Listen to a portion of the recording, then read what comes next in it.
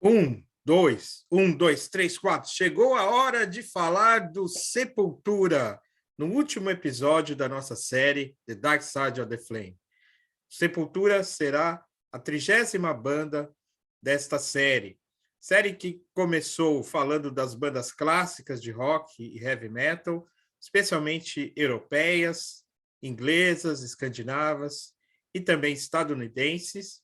E após uma breve escala em Portugal, com Municipal, chegamos ao Brasil com o Sepultura, banda de origem mineira, fundada pelos irmãos Cavalera no ano de 1984 e que lançou o primeiro EP chamado Bestial Devastation em 1985, um split álbum com a banda Overdose. Lançou depois, em 1986, seu primeiro trabalho de estúdio, Morbid Visions. E desde então, a banda, apesar de diversas mudanças, diversas fases, vem lançando regularmente muitos discos, já foram 15 álbuns de estúdio, e o último foi esse aqui, Quadra, de 2020. Um álbum que realmente me surpreendeu, porque eu não era tão fã dessa última fase da banda, né? Depois da saída do Max Cavalera e depois da saída do Igor Cavalera também. Ultimamente, eu estava ouvindo muito mais o Cavalera Conspiracy e até mesmo o Soulfly do que o trabalho recente do Sepultura, mas esse álbum aqui me reconciliou com a banda, eu achei um álbum fantástico e desde então estou procurando prestar mais atenção, né, a toda essa fase da banda pós a saída do Max Cavalera em 1996. Bem, a minha coleção de Sepultura não é tão completa como de outras bandas que eu apresentei neste seriado, e por isso o episódio vai ser bastante sintético. Eu vou falar, como sempre, dos álbuns, né, de todos os álbuns, daqueles que eu considero os mais fracos, aqueles que eu considero os melhores. Mas, inicialmente, é preciso dizer, né, que o Sepultura tem duas grandes fases, para quem não conhece, que são, primeira fase inicial, os 12 primeiros anos, né, a formação clássica com os irmãos Cavalera, né, Max Cavalera nos vocais e na guitarra rítmica. Inicialmente, a banda tinha um guitarrista chamado Jairo, que deixou a banda e foi substituído por Andreas Kisser, a partir do segundo disco, o Esquizofrenia, de 1987. O Paulo Xisto sempre esteve no baixo, né, um dos membros fundadores, e na bateria o outro Cavalera, o Igor Cavalera. Né? Em 1996, como se sabe, o Max saiu da banda, a banda foi reformulada, deixou de ter dois guitarristas e os vocais foram assumidos pelo norte-americano Derek Green.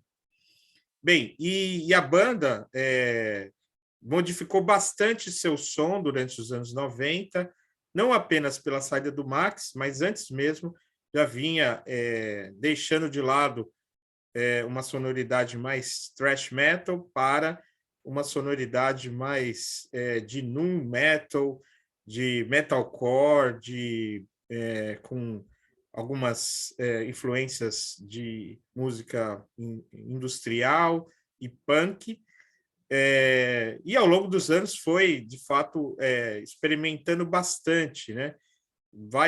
Muitas variações rítmicas, sobretudo na bateria, né? E, é claro, as baterias, né, sempre um show à parte. Tanto com Igor Cavalera, né, considerado um dos maiores bateristas do mundo, né, não apenas do heavy metal, né, um músico genial, mas também teve outros grandes bateristas, como Jean Dolabella e, atualmente, Eloy Casagrande. Bem, da primeira fase da banda com o Max, a gente pode também subdividir em duas partes, né? A parte das produções no Brasil, né, quando os membros eram muito jovens, né, todos eles, e foram evoluindo seu som, né, lapidando cada vez mais até atingir um auge no início dos anos 90, né, quando a banda foi para os Estados Unidos, né, fincou a bandeira brasileira lá, na Flórida, sobretudo, né, e lançou o álbum clássico Arise, em 1991, produzido pelo Scott Burns, né, que é um produtor clássico das bandas de thrash e death metal, né, dos anos 90, né, por isso se fala da sonoridade de Flórida, né. Bem, mas depois disso o Sepultura começou a explorar outras sonoridades mais próximas ao new metal, né, e foi, de fato, se modificando bastante, né, de certa forma, liderando a voga das mudanças da música extrema mundial, e isso, é claro, dividiu opiniões, mas, de fato, o Sepultura se manteve, né, em meados dos anos 90 como uma das grandes referências do heavy metal em geral. Com a ruptura, com a saída de Max Cavalera, a banda passou a experimentar ainda mais e modificou, de fato, a sua identidade. Mas sempre manteve uma postura muito interessante do ponto de vista das letras, da atitude, sempre uma pegada de contestação e resistência, como na capa desse EP aqui, o Refuse Resist, né, que é um EP que saiu como um lançamento auxiliar do Chaos AD, mas sempre essa questão, né, de uma música de protesto, punk, né, isso está presente na identidade da banda, além, é claro, da sonoridade também brasileira por conta da influência ou do uso de elementos de ritmos brasileiros, especialmente na percussão. Bem, mas essa segunda fase com Derek Green também ela tem assim diferentes momentos, né? Tem a fase com o Igor Cavalera ainda na bateria, depois Jandor Labella e por fim Eloy Casagrande. E eu gosto mais dessa fase mais recente porque a banda tem feito uma sonoridade mais próxima do death e thrash metal, né? Com uma influência até europeia, né? Já que a banda gravou seus últimos 2 discos com um produtor sueco, né? E é notável, né? Os trabalhos, as influências nos solos de guitarra, na sonoridade, o uso de teclados, né? Que aproxima, de certa forma, o Sepultura atualmente da sonoridade do death metal sueco, né? Que é um gênero que eu gosto bastante, né? Mas isso também divide opiniões. Bem, como eu disse, né, a minha coleção de Sepultura é bastante desfalcada. Me faltam 4 álbuns, né, dos 15 que a banda lançou. Por conta disso, esses 4 álbuns eu vou colocar no fundo da lista, porque são álbuns que eu conheço pouco, né? Como vocês já perceberam, eu preciso ter o álbum físico para poder realmente me aprofundar na obra, né, que eu vejo assim como uma obra artística, esse conceito, esse formato disco, né? Então, aqueles discos que eu não tenho, eu acabo deixando assim um pouco no fundo, né, do meu ranking, mas isso, é claro, vai mudar porque eu pretendo em breve completar minha coleção do Sepultura, né? Bem, então vamos lá. Vou falar então dos álbuns do pior ao melhor. Vou falar da carreira da banda como um todo e depois eu vou falar quais eu considero o melhor de cada fase, com o Max Cavalera e com Derek Green. Bem, então, no fundo do meu ranking, né, em 15º lugar, eu vou de Ruhrbeck, de 2003, né? Um álbum que tem uma sonoridade bem punk, né? Como também o álbum anterior, Nation. Tem algumas passagens interessantes, é claro, mas fica aqui como um álbum, né, que eu vou colocar aqui no fundo da lista. É claro, como eu disse, isso pode mudar. Assim como pode mudar também a minha opinião sobre o Alex, de 2009, né, que foi o primeiro álbum com Jean Dolabella na bateria, né, sem, portanto, a presença, primeiro álbum sem o Igor Cavalera. Um outro álbum que eu vou colocar também numa posição inferior, em 13º, The Mediator, The Mediator tem um título longo, né? Deixa eu puxar aqui para vocês. The Mediator Between Head and Hands Must Be the Heart, um álbum de 2013, né? É o primeiro álbum da banda com o baterista Eloy Casagrande, né? Que substituiu o Jean Dolabella, né? Bem, é um álbum que eu ouvi e tem coisas bem interessantes, né? Já um pouco quase que uma transição para essa fase atual da banda nos últimos 2 discos, né? Tem a produção de Ross Robinson, que é o mesmo produtor do Roots de 96. Portanto, né, um disco que vale muito a pena prestar atenção, e eu pretendo fazer isso após adquiri-lo, poder perceber o conceito que está nesse disco, as letras, né? Assim como Machine Messiah, de 2017, né? O primeiro desses 2 últimos álbuns que foram produzidos, né, por um produtor sueco, né, que tem essa sonoridade desta fase atual do Sepultura que me chama muita atenção, né? Um álbum, né, muito interessante, tem uma capa muito bonita, tem umas letras interessantes. Eu realmente acho que ao longo do tempo, né, esse álbum Machine Messiah certamente vai subir no meu conceito, no meu ranqueamento, né? Já que o último quadra, como vocês verão, vai ter aqui uma posição de destaque no meu ranqueamento. Bem, mas Machine Messiah, então, fica em 12º lugar. Em 11º, finalmente um álbum que eu tenho, o Nation, de 2001.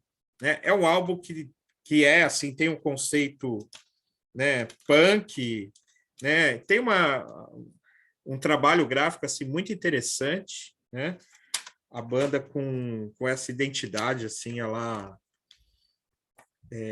Rage Against the Machine, né? Essas bandas tem as letras são interessantes, pena que não vem aqui no encarte. Tem algumas participações especiais, né? Como do Jello Biafra,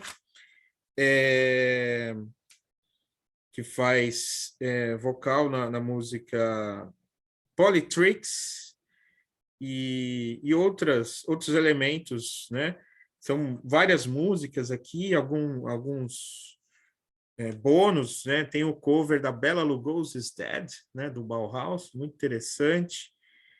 Mas é uma sonoridade bastante punk, as músicas são curtas, muito diretas ao ponto, quase não se ouve solo de guitarra, né?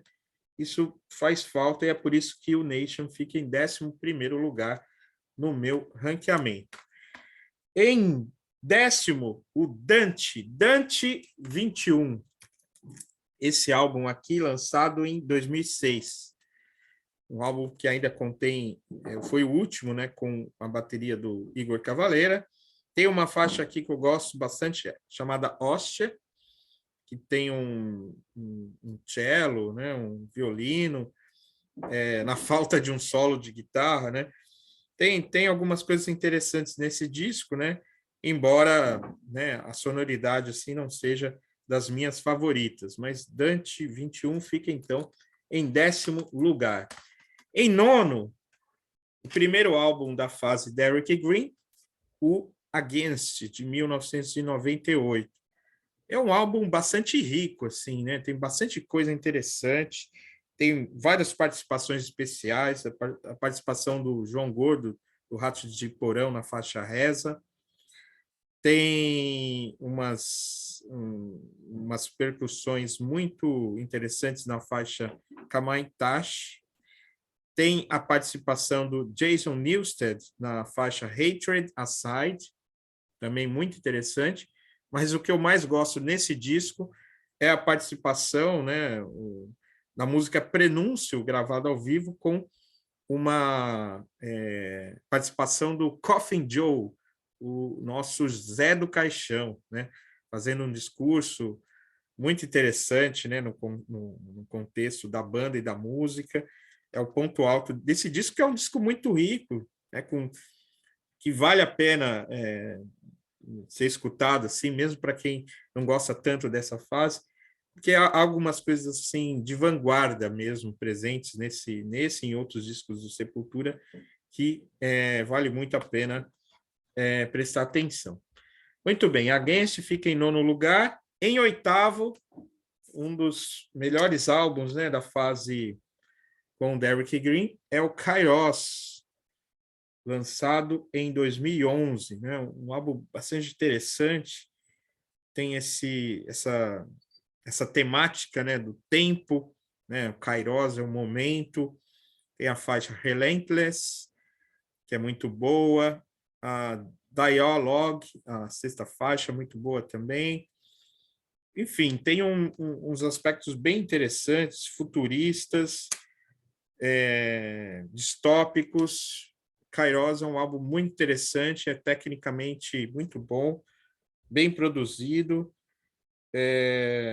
vale a pena, então, para quem também não acompanha muito essa fase atual do Sepultura, dá uma chance ao Kairos, de 2011, que fica em 8º lugar. Em 7º lugar, eu vou com o álbum de estreia da banda, Morbid Visions, lançado em 1986 pela Cogumelo Records. Bem, e relançado pela Roadrunner, né? O álbum que hoje em dia ele é relançado junto com o EP Bestial Invasion. A banda, na época, tinha uma sonoridade próxima do black metal, do death metal, né? Uma sonoridade muito próxima das bandas da época, como as alemãs, sobretudo Sodom Destruction, né? Os primeiros, né? E, de fato, assim, esse EP, Bestial Devastation, ele não deve nada aos primeiros esforços dessas bandas alemãs, né? E o álbum de estreia, Morbid Visions, tem muitos predicados interessantes, né? Um peso, um caráter sombrio, pesado, né? Extremo. A faixa Troops of Doom, né? Pesadíssima, um verdadeiro clássico, né? A faixa Mayhem, muito boa. E do Bestial Devastation, vale a pena, né, mencionar também a faixa Antichrist, que a banda depois regravou uma outra letra chamada Anticop, né, que diz respeito mais à fase atual da banda. Mas, enfim, Morbid Visions, um bom álbum de estreia dos joveníssimos garotos do Sepultura, né, os mineiros do Sepultura, né. Esse álbum ainda não tem a participação do Andreas Kisser, que entra no álbum seguinte, o Esquizofrenia, ou Esquizofrênia, de 1987, né? Esse álbum aqui, que tem, então, a participação daquele que hoje é o líder, de fato, da banda, o Andreas Kisser, nascido em São Bernardo do Campo, né? Então, né, uma banda aí que diz muito respeito para nós, né, que, né, frequentamos aí a comunidade do ABC, no meu caso, a Universidade Federal do ABC. Bem, Esquizofrênia tem grandes momentos, as faixas From the Past Comes the Storm, a primeira, Escape to the Void, Septic Schizo, também muito boa. Enfim, um grande álbum, né, a banda já amadureceu muito rápido, de fato, com Andreas Kisser, ganhou uma sonoridade ainda melhor, então Esquizofrênia abriu as portas para a banda, né, que chegou às gravadoras, ao mercado estadunidense, né, e daí ao mercado mundial. Bem, agora os 5 melhores, né, começando em 5º lugar pelo Roots, de 1996, um álbum controverso, né, mas temos que convir, né, um álbum com elementos bastante vanguardistas e até geniais, por conta da coragem, da experimentação e assumindo, né, um pouco. Houve uma voga do heavy metal também, além do nu metal, de buscar raízes, né? Fazendo aquilo que hoje se chama folk metal. E há bastante disso, né? Faixas assim, aqui como Rata Marrata, a participação, né, dos indígenas aqui, de uma. Enfim, tem vários elementos muito interessantes. A faixa Roots, Bloody Roots, a faixa título, né? Praticamente, é uma identidade que a banda adquiriu, né? Você tem também a questão política em faixas como Dictatorship, enfim, né? Algo muito interessante, né? Bastante interessante a produção do Ross Robinson, né? Como eu havia falado antes. Tem a participação dos Índios Chavantes, tem a participação também do Mike Payton, do Faith No More, um álbum bastante experimental, mas muito bom, né, e que alcançou um grande sucesso mundial, né, não apenas no Brasil, nos Estados Unidos. A banda chegou ao auge da popularidade, mas aí ela teve a ruptura, né? Portanto, Roots fica em quinto lugar. Em quarto, não tanto pela superstição, né, porque justamente o álbum Quadra é um álbum conceitual a respeito da numerologia do 4, né? Você tem toda uma questão presente nesse álbum sobre a letra 4, então Quadra tem que ficar naturalmente em quarto lugar, e é um álbum muito bom, de fato, na minha opinião, o melhor da fase Derrick Green, um álbum que realmente me fez renovar a fé nesta banda. E uma banda, enfim, a produção na Suécia, tem algumas faixas muito boas, como a primeira, Isolation. Eu gosto muito da Capital Enslavement, letra do Derrick Green. Tem uma faixa instrumental chamada The Pentagram, muito bom. Faixa 9, Alten, também muito boa. E Agony of Defeat, faixa título. E, por fim, Fear, Pain, Chaos and Suffering. Tem vocais femininos, né? Uma moça chamada Emily Barreto, né? Tem aqui, inclusive, a foto aqui, ó, fazendo duo com o Derrick, né? Então, tem teclado, tem, assim, um álbum bastante interessante, muito bom, né? Para quem gosta de death metal melódico, aquela coisa de Gotemburgo, de bandas como At the Gates, In Flames, enfim, Quadra do Sepultura é um grande disco. Para quem não ouviu, vale muito a pena prestar atenção. Fica em quarto lugar, naturalmente. Bem, então quais são os três melhores? Os três melhores, eu vou até mostrar aqui, eu tenho os vinis, né? Terceiro lugar, Chaos AD, 1993. A banda já modificando a sonoridade daquele thrash death metal para algumas influências de industrial, new metal, etc. Territory é a grande faixa, mas tem Slave New World. Já tem aqui, né, a presença dessa característica folk indígena, com Caiovás.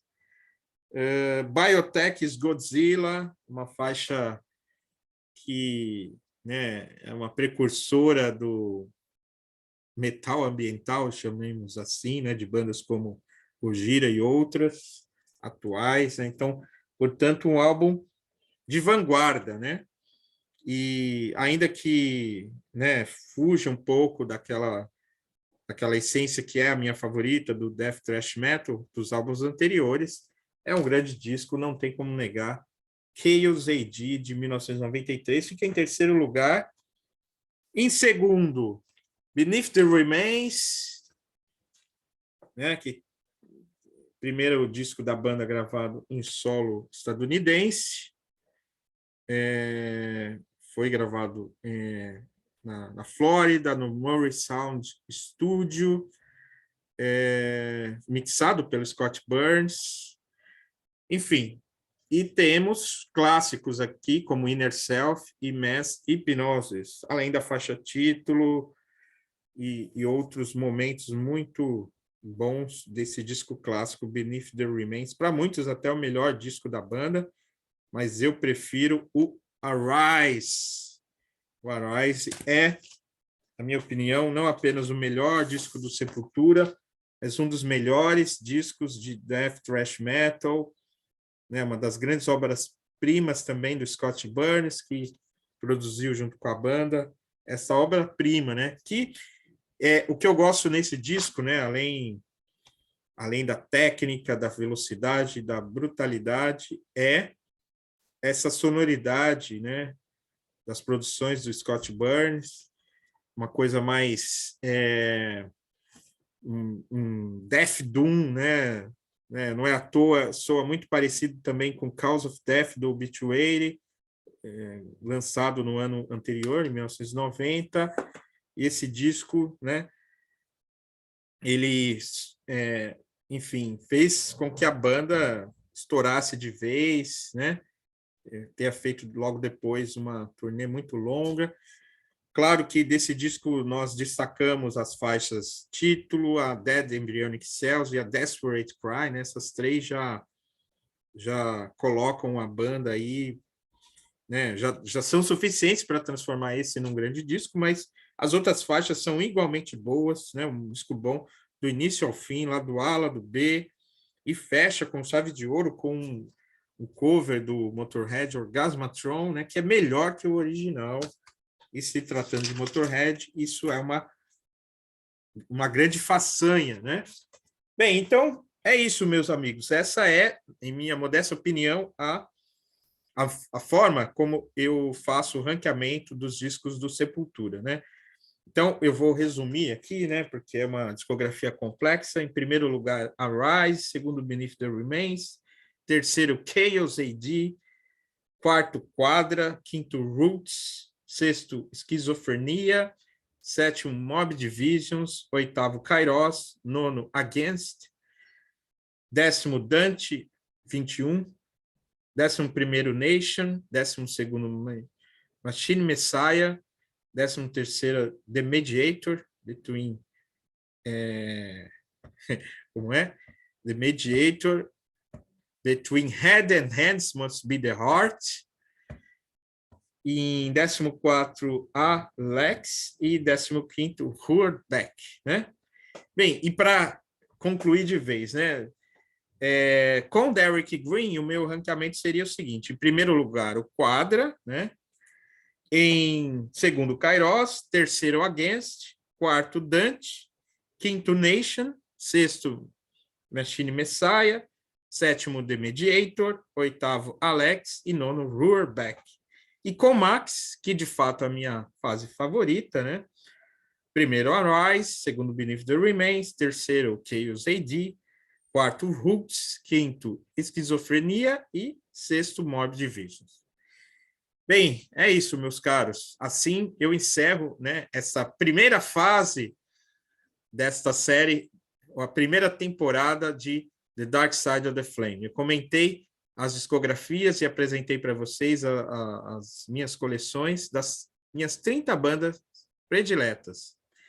Eu ainda vou postar aqui nesse canal alguns vídeos sobre heavy metal, farei algumas lives com amigos, comentando discos e estilos musicais, questões filosóficas e musicais presentes, especialmente nessas bandas de heavy metal que eu costumo escutar.